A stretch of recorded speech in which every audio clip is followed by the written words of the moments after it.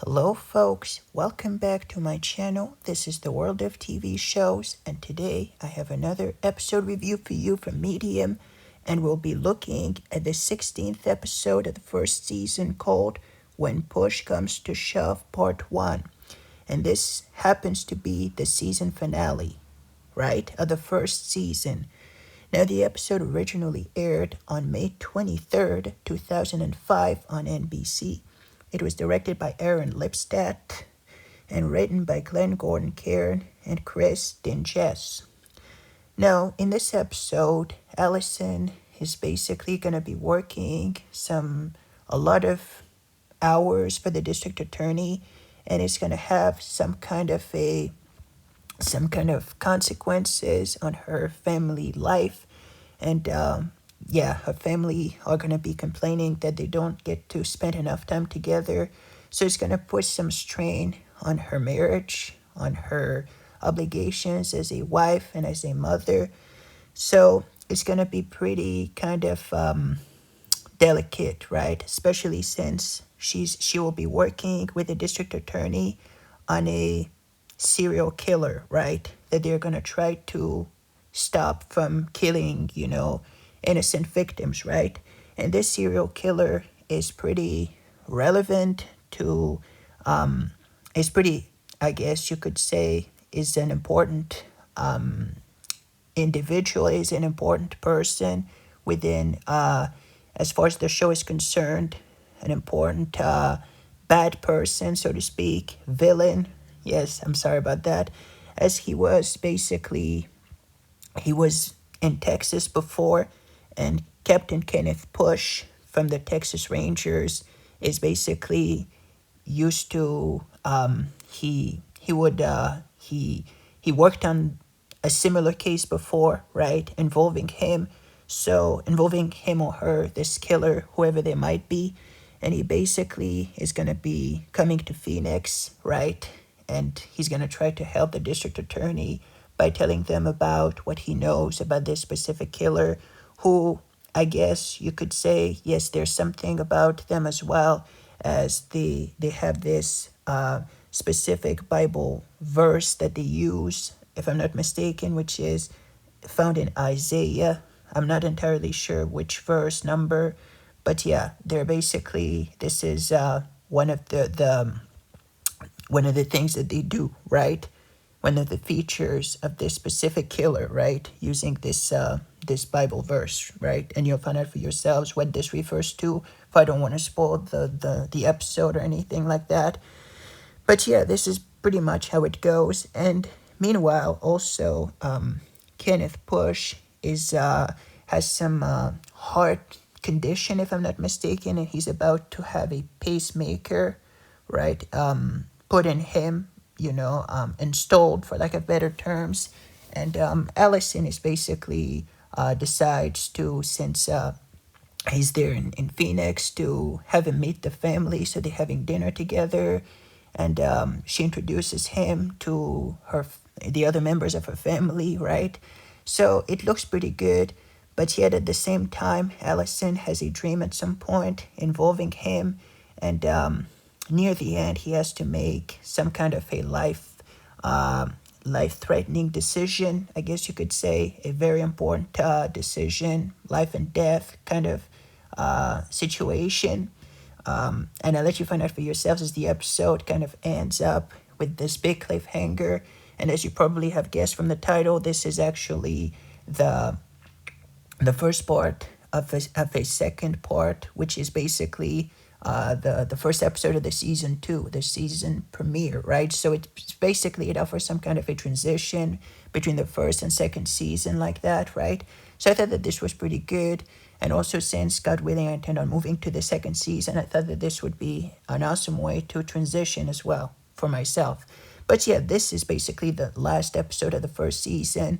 And also, yes, it ends up with this big cliffhanger that will keep us wondering for up to 4 months, right? From May to September, we don't really know what's going to happen until then, when there's finally the conclusion of this 2-part or whatever you want to call it.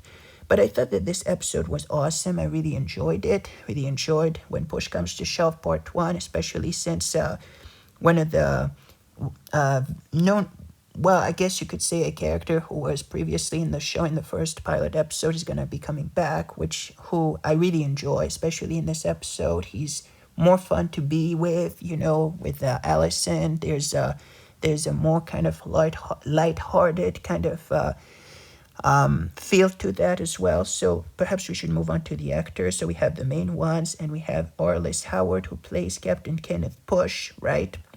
We have David Cubitt, who plays Detective Lee Scanlon, who is basically going to be working with the district attorney in an effort to catch this killer.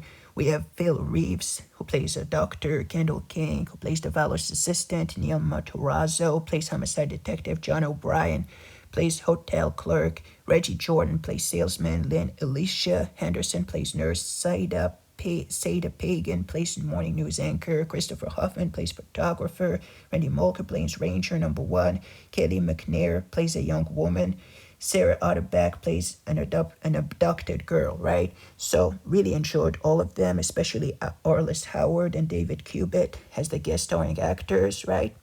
So really, really enjoyed it. Really enjoyed having Captain Kenneth Bush, giving us another little visit in Phoenix this time. It was pretty good having him there. And I believe that the title, When Push Comes to Shove, which is a very well-known, famous expression, actually is kind of a pun too with his, because of his name, right? Captain Kenneth Bush. So I thought that this was pretty good. This episode was really interesting, especially with the whole kind of serial killer kind of plot. I thought that this was interesting, and this is one of the big things with the show, I believe, because whenever there's a 2-part episode, you know that there's something pretty big happening. So I really enjoyed this part of the episode, this part of the show, this plot. So it was really good to having this episode being the way it is, especially with Allison and her life, her marriage life, and yes, there's gonna be some crying. It's gonna get kind of emotional at some point. So I really enjoyed that as well, right? To have this, and yeah, it's kind of a hard pill to swallow, especially since it's the last episode of the season. You don't really know where this is gonna go, right, from then on. But I liked how it's kind of it's really lifelike, right? It's the kind of things that happen in real life with when you have a couple that is going through something specific because one of them is working these extra hours, they're working a lot.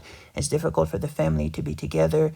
So yeah, I really enjoyed that part of the episode as well. And we're not really sure whether Allison and Joe's marriage is going to last very long after. And I think that that's the point of it, to end with that kind of bittersweet kind of aftertaste in our mouths, right, as we watch this episode. But I really enjoyed it, and it really offers a good conclusion to this first season, which was kind of short, 16 episodes. But since it began in January, as opposed to regular shows which usually begin around September, it began kind of late yet. It offered us 16 episodes, and for a first season, it's pretty good too. Buffy the Vampire Slayer only had 12 episodes, so the first season, that is. This one has 16, and it's still pretty good. So if I were to rate this episode on a scale from 1 to 10, I'd definitely give it a 9 out of 10. It was pretty good, especially for the ending of a season finale, a last episode of a season, whatever you want to call it. Really liked it, how the last episode is actually the first part of the last episode of the season is the first part of the second part of that episode, the second part, which will be the first episode of the second season. So it's kind of uncommon for TV shows to do that, although it happens sometimes. We had that in The Dead Zone. The ending of the last episode of season 3 was the first part of the second part, which began in the next season. So I do enjoy this kind of format too, even though it's difficult for us to wait and not knowing what's going to happen, but still, it's part of television, I guess, so you have to accept that. So yeah, really enjoyed this episode, 9 out of 10, and the second part, actually it gets even better, but I really enjoyed this first part, so 9 out of 10 for me for this episode. 9 out of 10 for me for this first part episode. What about you folks? What did you think about it? Did you like it? Did you hate it? Please let me know in the comment section down below, and let me know about what you thought about this first season of Medium in general. I do believe that this first season of Medium is pretty good, as it really paves the way for the rest of the show, introducing us to the main characters, to the action, and to everything like that.